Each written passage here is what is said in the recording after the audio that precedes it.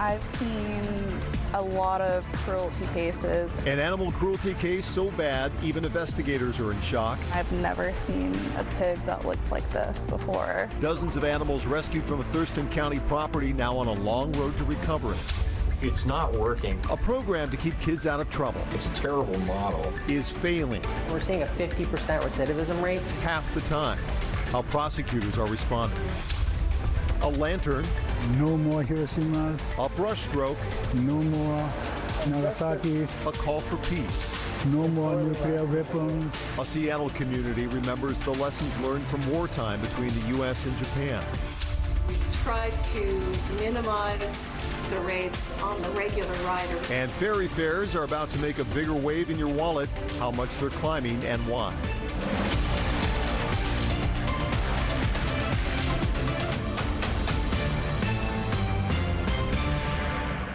First to breaking news out of Tacoma tonight. A man is dead. A woman is hurt after a shooting at Multicare Allenmore Hospital. This happened around 7 o'clock when the victims were walking into the hospital. Police say the pair got into a fight with somebody outside the hospital and that shooter followed them into the lobby. Nobody is in custody yet. The woman is expected to survive. The hospital is on restricted access right now. The emergency department is open. As soon as we learn more, we will pass it along. Dozens of sick and starving animals are recovering after they were found living in filth in Thurston County. Some of them were kept near dead, rotting animals. This is King 5 News at 11. I'm Greg Copeland. The animals are safe in a sanctuary now, but as King 5's Jim Nelson shows us, they face a long road to recovery. Hey guys. At Hartwood Haven in Roy, You're welcome to come in. heartbreak is part of the job. They weren't socialized, they were neglected, and they're obviously starving. You can tell right here, you can see their spine sticking out. You can see their hip bones.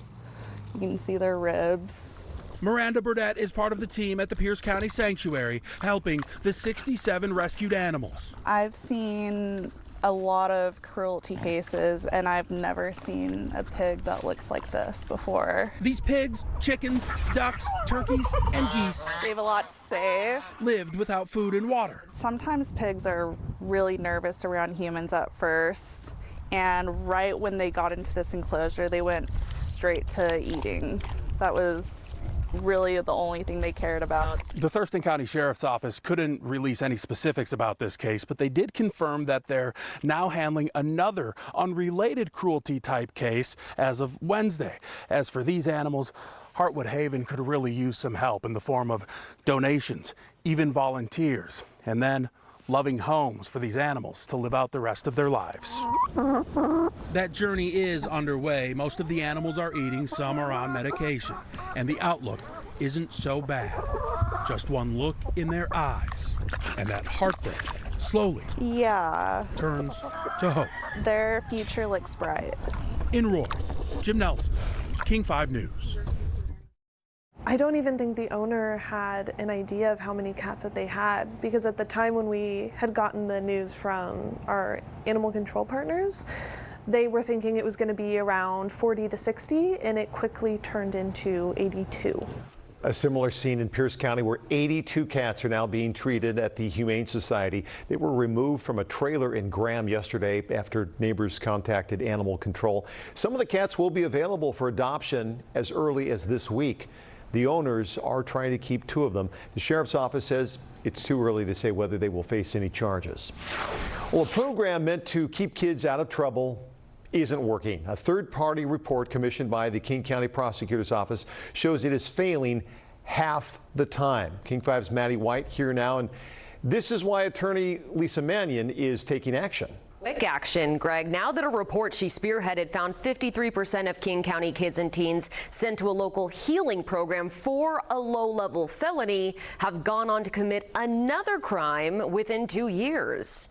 We want the program to work, and right now we're seeing recidivism and juvenile crime trends continue to go up in King County. Is King County showing kids there are consequences to committing crimes? That's the problem with RCP. No transparency, zero accountability. County Council member Reagan Dunn has been critical of RCP, or Restorative Community Pathways. A group of nonprofits where kids pass the talking stick and talk about how they feel, which is the model we're in, which is, I think, increasing crime. The program launched in 2021 after calls for more social services. Its website says rather than focus on punishment, it recognizes that all individuals are deserving of healing, adding that youth of color are arrested 1.7 times more than white youth, and black youth at a rate of 2.3 times more than white youth. This is a program that was funded and created unanimously by King County Council. The county department that oversees it, DCHS, says the program aims to achieve meaningful and immediate accountability for young people. Prosecuting attorney Lisa Mannion started questioning that and commissioned a third-party researcher to look at recidivism. Because of what we found in this study,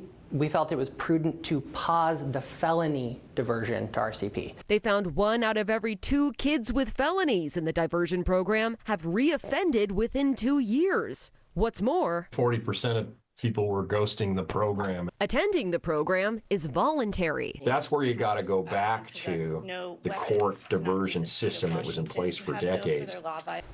That traditional system would take kids responsible for low-level felony crimes and require them to do things like community service, mandated treatment, or paying back what they stole, for example, Greg. So it's on hold at this point. Yeah, exactly. And the Department of Community and Human Services defended its program tonight, pointing in part to a figure showing nearly 90% of youth who attend the program, quote, increased social development and connection, end quote. So where do we go at this point then? Great question. Well, another report's coming out soon by the same third-party researcher in just a few months. The King County Council will make budget decisions in November about whether to keep the program as is. And I should note that the more serious felonies, juvenile felonies, like ones with a weapon, have never been eligible for this alternative, even in recent years. Be interesting to see what happens with it. All right, sure will. Keep us posted. New at 11, the Lummi Nation has banished a man from its land after he allegedly shot a police officer 7 times.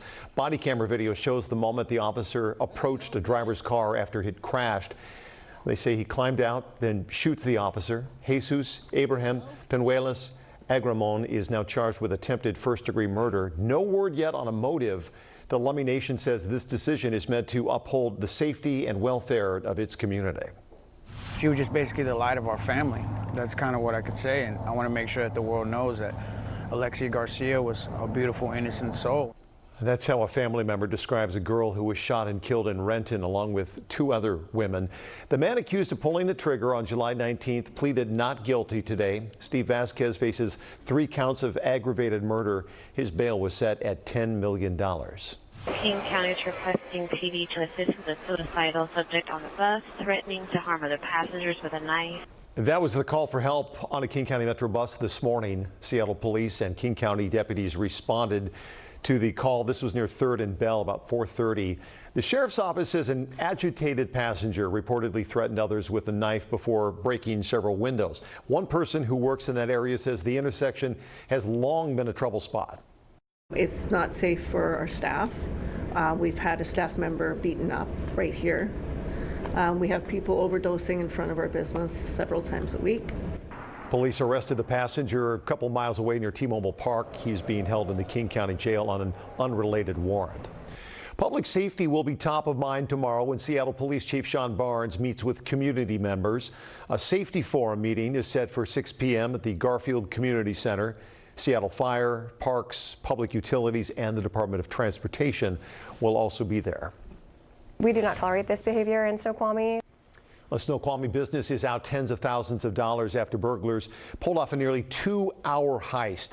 This happened about 1:30 Monday morning. Police say these 2 men caught on surveillance camera stole tools, fuel, and some other items from the Mount Si quarry. They also broke into multiple storage containers, tampered with heavy equipment, and damaged a couple of trucks. I feel like it's just, terrifying. We don't want this to happen to any other businesses, and it's devastating. Like I said, the monetary loss, but then it's just violating, knowing that people were on your property and able to gain access into vehicles and your location. Now, the business says the estimated loss is more than $20,000. Police are still looking for those 2 men.